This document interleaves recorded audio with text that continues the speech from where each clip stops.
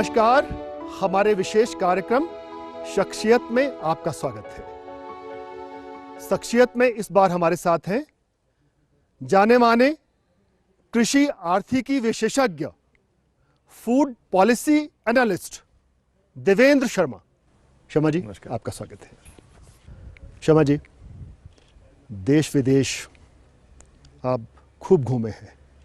अगर मैं गलत नहीं हूं तो 75 कंट्रीज आप घूम चुके हो। कई पार्लियामेंट्री ब्रीफिंग्स आपने की हैं। मूल रूप से आप एक पत्रकार हैं। ये सब बातें करेंगे।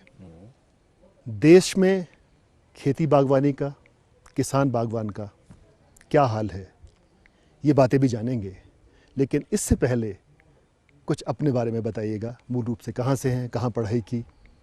मूल रूप से मैं हिमाचल प्रदेश से हूँ और पालमपुर में मैंने मास्टर्स एग्रीकल्चर किया और शिमला में मैं बतौर पत्रकार, जैसे आपने पहले कहा, इंडियन एक्सप्रेस का मैं यहाँ ब्यूरो चीफ था। बहुत साल हो गए अब तो।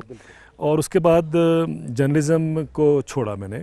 सोचा देखिए जर्नलिज्म तो 1990 के आसपास, शायद 91 में छोड़ चुका था मैं। और उसमें यह था कि भाई जर्नलिज्म तो ठीक है जो हमने किया, लेकिन एग्रीकल्चर की बात कहीं होती नहीं है, किसानों की बात कहीं होती नहीं। तो मुझे लगा कि मैं किसी को बोलूँ कि आप करिए, उससे अच्छा मैं खुद ही करता हूँ। तो वो मैंने एक पंजाबी में कहते हैं पंगा ले लिया और वो अभी तक चल रहा है। तो बहुत बड़ी बात है जी। तो मैं एग्रीकल्चर, किसान, इकोनॉमिक इश्यूज़, ये इन सब पे एक ग्रेजुअली ग्रोथ आदमी की होती जाती है। जब आप पालमपुर में पढ़ाई कर रहे थे, कृषि की पढ़ाई थी, उस समय दिमाग में चीज़ें आई कुछ कौंधी बातें कि किसान के साथ ज्यादती हो रही है, किसान परेशान है, या क्या? देखिए, जब तो एग्रीकल्चर किया तो स्टूडेंट के नाते वही जो पढ़ाया गया था हमें कि लैब टू लैंड होना चाहिए। किसान जो है वो हमें, जब तक यहाँ से टेक्नोलॉजी नहीं लेगा तब तक उसका ग्रोथ नहीं होगा, उसकी इनकम नहीं बढ़ेगी। ये सब बातें हमने भी सीखी। जर्नलिज्म में जब मैं आया तो मुझे एक बड़ा एडवांटेज हुआ। अच्छा। वो एडवांटेज मुझे कई बार, मुझे इंटरव्यूज़ जब मेरी होती हैं उसमें एक बार मुझे पूछा गया, एक अमेरिका के अखबार ने पूछा कि आपका जो ये सोच है एग्रीकल्चर के बारे में, ये दुनिया से भिन्न क्यों है? तो मुझे समझ नहीं आया क्यों ऐसा है। लेकिन मैंने जब उसको सोचा तो मैंने कहा कि शायद वो जो 10 साल मैंने इंडियन एक्सप्रेस में गुजारे थे, सब्जेक्ट से आप वाकिफ थे, लेकिन पत्रकार होने के नाते जब वो चीज़ें देखी, वो एडवांटेज मिला मुझे कि मुझे अखबार ने इन्वेस्ट किया और मुझे ट्रैवल करवाया और देश भर में। तो मैं अकेला पत्रकार था जो देश भर में घूमता था, और वो घूम घूम के जो मुझे शिक्षा मिली, जो लर्निंग होती है, उसने मुझे झटका दिया कि ये जो हम पढ़ रहे हैं, जो बात कर रहे हैं, वो रियलिटीज़ नहीं है, रियलिटीज़ कहीं और है।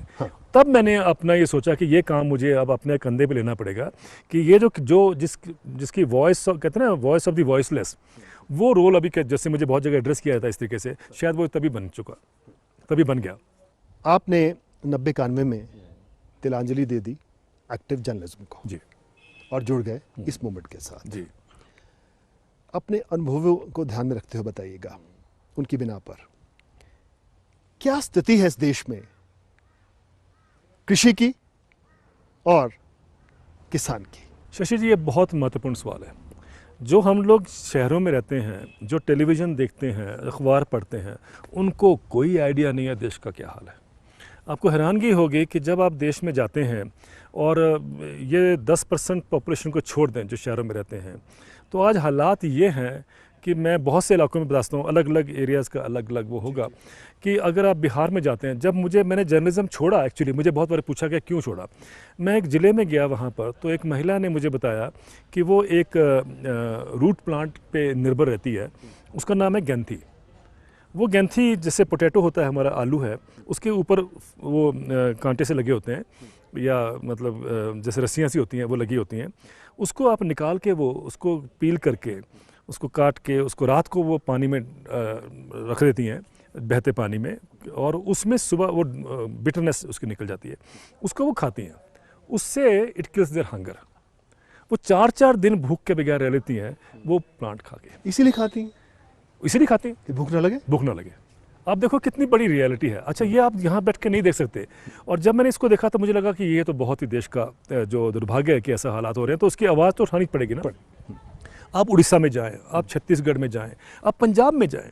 पंजाब में आपको हैरान होगा, आजकल के हालात में ऐसे भी कॉलेज हैं पंजाब में जहाँ पर बच्चे जो हैं, अब उनका वहाँ पर मिड डे मील कॉलेज के स्टूडेंट्स के लिए प्राइवेट कॉलेजेस ने कुछ एक जो सोशल उसमें बिलीव करते हैं, उन्होंने स्टार्ट किया क्योंकि बच्चे भूखे आते हैं। नहीं, बातें तो ये होती हैं कि 1,48,000 मीट्रिक टन अनाज सड़ भी रहा है, सड़ भी रहा। फिर पहुंच क्यों नहीं रहा ना गरीब तक? एक तो ये आपने यही सवाल है जिसके ऊपर आपकी चिंता रहती है।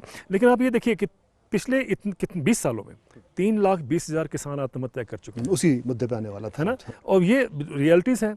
हम यहाँ सोचते हैं कि ये तो किसान निठल्ला होगा, इसको काम करना नहीं आता, इसकी प्रोडक्टिविटी नहीं बढ़ती है, तो एक तो ये है। दूसरा ही कहते हैं कि दूसरी तरफ हम देख रहे हैं भूख भी साथ में चल रही है। आज ये हालात हैं कि 58% किसान भूखे पेट सोते हैं।